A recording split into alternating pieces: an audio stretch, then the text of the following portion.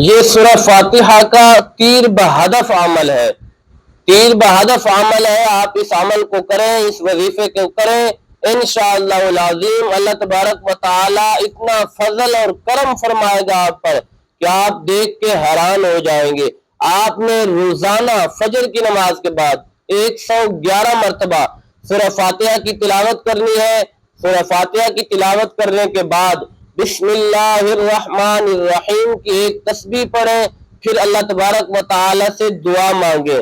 تو جیسے ہی آپ کے ہاتھ اٹھیں گے، آپ دعا مانگیں گے، تو ہاتھ نیچے آنے سے پہلے اللہ تبارک و تعالی آپ کی ہر دعا قبول فرمائے گا، ہر تمنا مقصد آرزو پوری فرمائے گا۔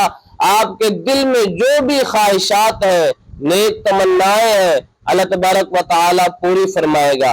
یہ تیر بہدف عمل ہے، آپ یہ عمل کریں، یہ وظیفہ کریں، انشاءاللہ العظیم آپ اس کا کمال دیکھیں گے۔